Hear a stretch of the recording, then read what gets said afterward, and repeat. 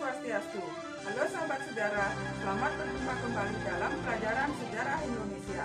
Hari ini kita akan membahas Proklamasi Kemerdekaan Indonesia. Adapun tujuan pembelajaran hari ini adalah peserta didik mampu berpikir kritis dan kreatif agar dapat menganalisis peristiwa proklamasi dan maknanya bagi kehidupan sosial, budaya, ekonomi, politik, dan pendidikan bagi bangsa Indonesia. Melalui diskusi dan kolaborasi yang maksimal, peserta didik mampu mengkomunikasikan peristiwa proklamasi dalam bentuk cerita sejarah.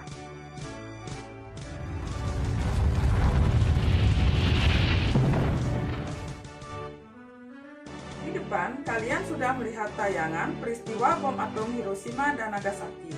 Mengapa peristiwa tersebut merupakan kesempatan bagi bangsa Indonesia untuk melepaskan diri dari penjajahan Jepang? Peristiwa yang berhubungan dengan proklamasi kemerdekaan Indonesia.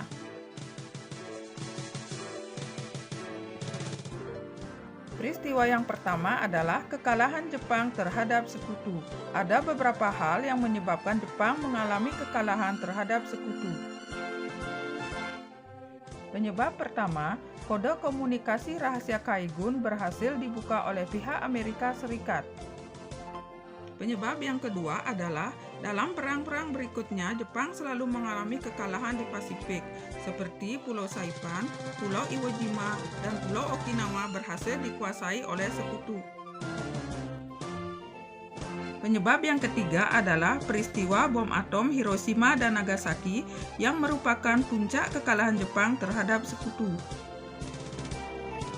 Peristiwa yang kedua adalah perbedaan pendapat antara golongan muda dengan golongan tua.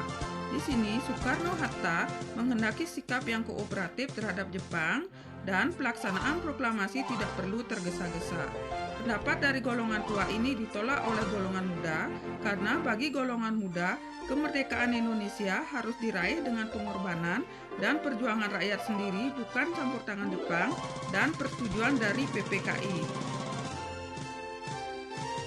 Peristiwa ketiga adalah peristiwa Rengas Dengklok. Berbicara mengenai proklamasi kemerdekaan Indonesia, pasti akan selalu dikaitkan dengan peristiwa Rengas Dengklok. Perbedaan pendapat itu telah membawa golongan pemuda kepada tindakan selanjutnya, yaitu menculik Soekarno-Hatta ke Rengas Dengklok untuk menjauhkan mereka dari pengaruh Jepang pada tanggal 16 Agustus 1945. Di sana mereka meyakinkan bahwa Jepang sudah benar-benar menyerah dan membujuk keduanya untuk segera memproklamasikan kemerdekaan. Peristiwa yang keempat adalah penyusunan teks proklamasi.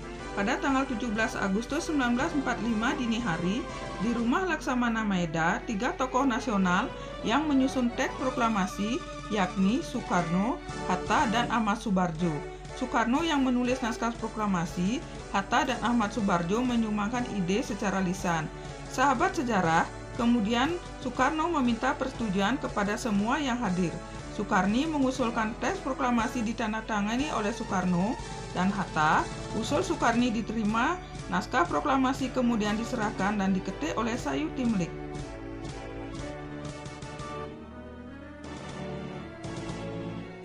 Proklamasi. Kami, bangsa Indonesia, dengan ini menyatakan kemerdekaan Indonesia. Hal-hal yang mengenai pemindahan kekuasaan dan lain-lain diselenggarakan dengan cara saksama dan dalam tempo yang sesingkat-singkatnya. Jakarta, 17 Agustus 1945, atas nama bangsa Indonesia, Soekarno, Hatta. Makna proklamasi. Peristiwa proklamasi 17 Agustus 1945 yang berlangsung kurang lebih 1 jam membawa perubahan besar bagi bangsa Indonesia. Proklamasi kemerdekaan dapat dijadikan tonggak pembaharuan kehidupan bangsa Indonesia di segala bidang kehidupan. Sahabat sejarah, Kesimpulan materi hari ini adalah proklamasi merupakan puncak perjuangan rakyat Indonesia untuk meraih kemerdekaan, bukan hadiah dari Jepang. Proklamasi merupakan titik awal pembangunan nasional menuju masyarakat adil dan makmur. Agar kalian lebih memahami materi hari ini, silakan jawab latihan soal pada link di bawah ini.